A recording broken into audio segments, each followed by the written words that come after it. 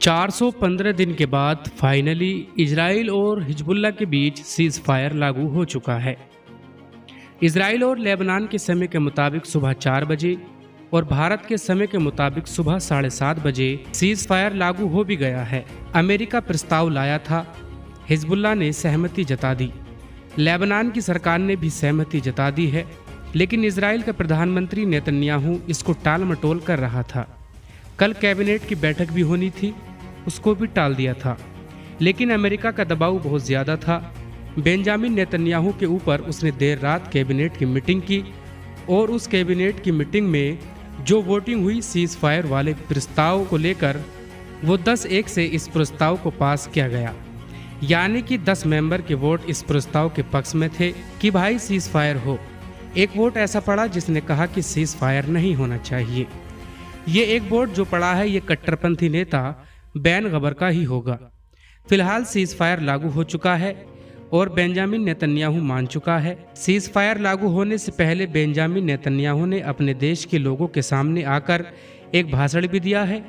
लेकिन दोस्तों, ये बहुत बड़ी बात है कि बेंजामिन नेतन्याहू सीज फायर के लिए मान गया, लेकिन इसके पीछे भी कहीं ना कहीं कुछ न कुछ इसकी चाल जरूर है। सीज फायर के लिए मान गया है। वैसे तो ये कह रहा था कि हम हिजबुल्लाह को ख़त्म कर देंगे, लितानी नदी से पीछे धकेल देंगे, सब कुछ तबाह कर देंगे। ऐसा कुछ हो नहीं पाया। हिजबुल्लाह के साथ 60 दिन का सीज फायर हुआ है। 60 दिन तक हिजबुल्लाह इजराइल की तरफ हमला नहीं करेगा और इजराइल हिजबुल्लाह के ऊपर हमला नहीं करेगा।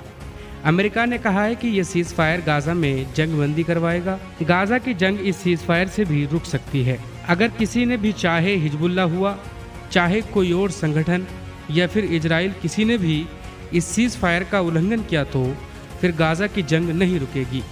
जो बाइडन ने कहा है कि मैंने बेंजामिन नेतन्याहू से भी बात की इस फायर वाले मामले पर और लेबनान के राष्ट्रपति से भी बात की।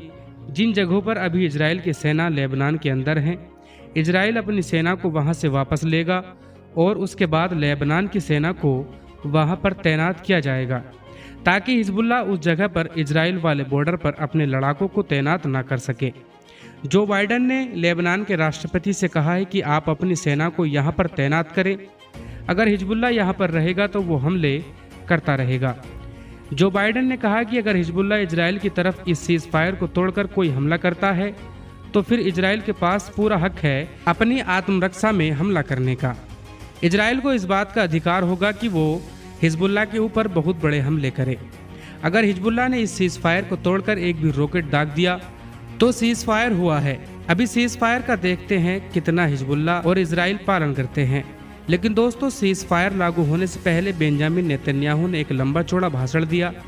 जिस वक्त बेंजामिन नेतन्याहू भाषण दे रहा था उससे कुछ देर पहले उसी वक्त में इजराइल की सेना बैरूत के ऊपर हमले कर रही थी।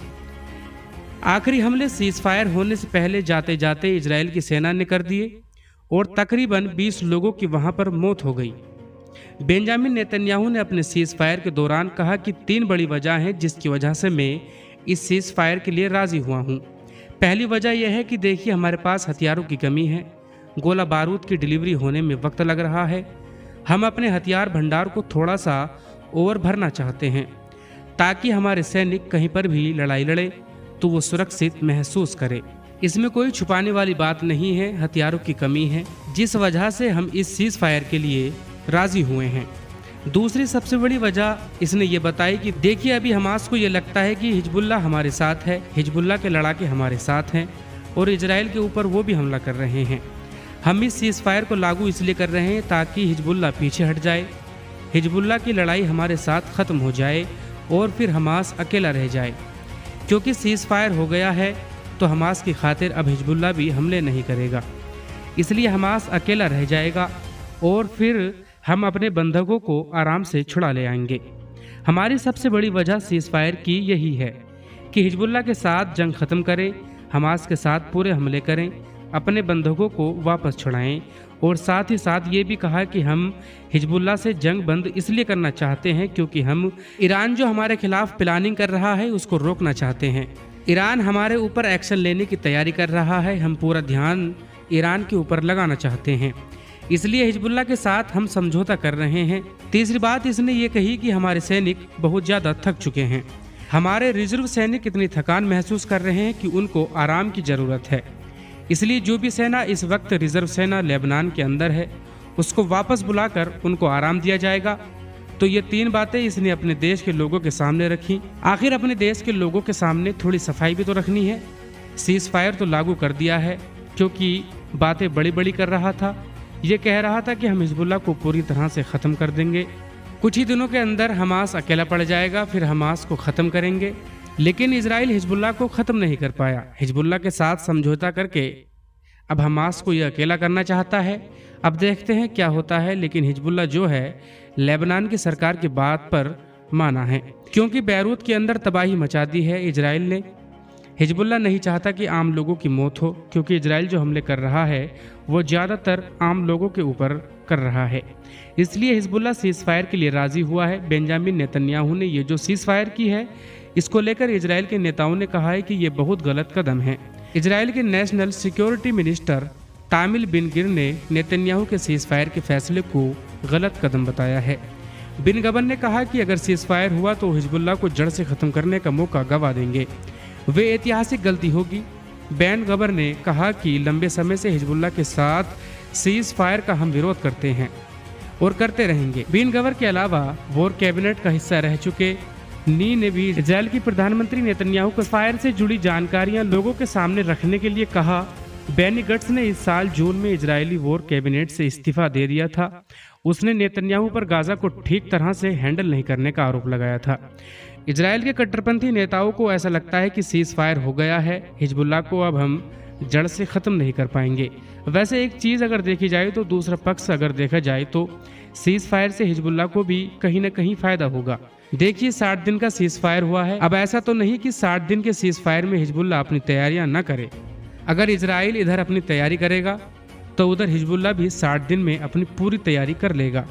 जो उसको नुकसान हुआ है इस वक्त, जिस तरीके के हालात थोड़े से बिगड़ चुके हैं, हिजबुल्लाह भी उनको 60 दिन के अंदर पूरी तरीके से तैयार कर लेगा, सही कर लेगा।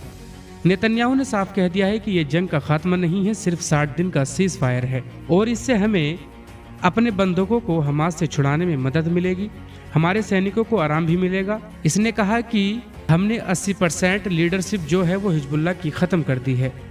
लिस्ट भी जारी हुई। हसन नसरुल्लाह, फुआद शुक्र ये टॉप कमांडर थे। इब्राहिम अकील, अली काकरी, वसीम अल तबीब, तालिब सलीम, अब्दुल्ला मोहम्मद नासिर ये टॉप लीडर थे हिजबुल्लाह के। इजराइल का कहना है कि हमने इनको ख़त्म कर दिया है। फिलहाल 100 बात की एक बात यह है कि बेंजामिन नेतन्याहू कहीं ना कहीं झुका तो है। अब बेंजामिन नेतन्याहू सीज फायर के लिए राजी हुआ है।